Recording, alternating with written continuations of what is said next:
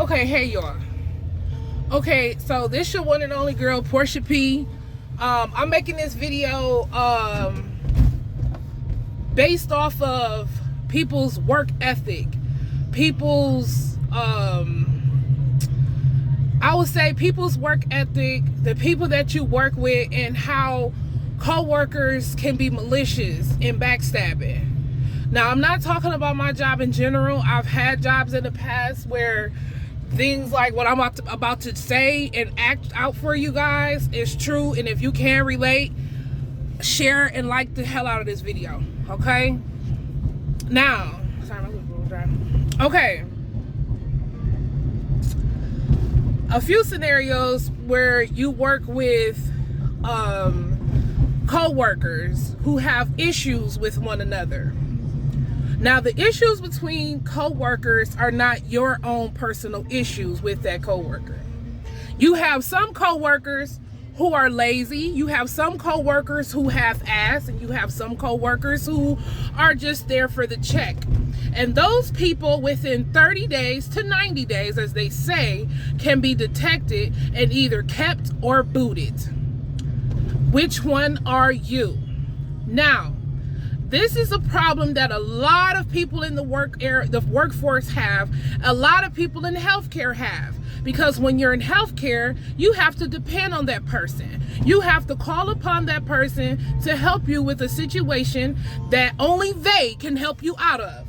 Not your best friend Pookie, not your best friend Michael, not your A1, your A spoon coon, not even your bitch will help you in this situation when you are dealing with personal cares for people.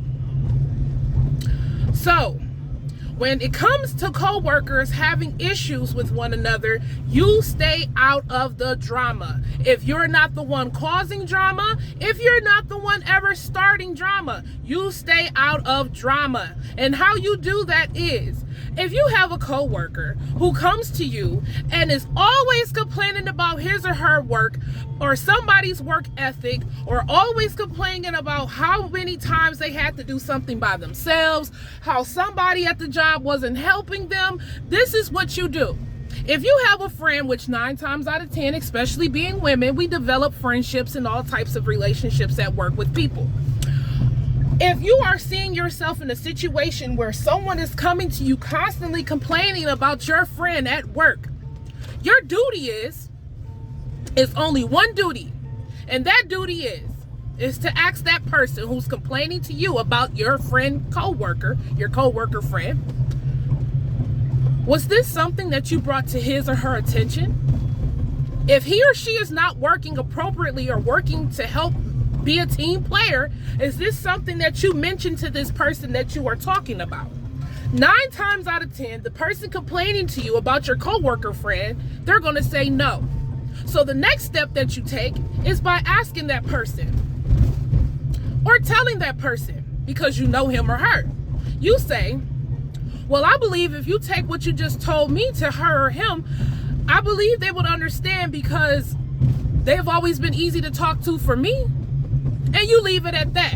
You do not elaborate. You do not laugh. You do not joke. You do not even send a signal that what he or she is saying about your coworker friend is either accurate, funny, or you've been feeling the same type of way. Because what happens with that is that you create animosity, you create tension, you create problems, not only for that other coworker friend or for that person talking about your coworker friend, you create problems for yourself. So all I can say in the workforce, especially if you work in healthcare, stay out of people's business. If somebody is not working appropriately or if somebody is not being a team player, you kindly let that person know what he or she can work on, so that person can better work better and have a better work ethic.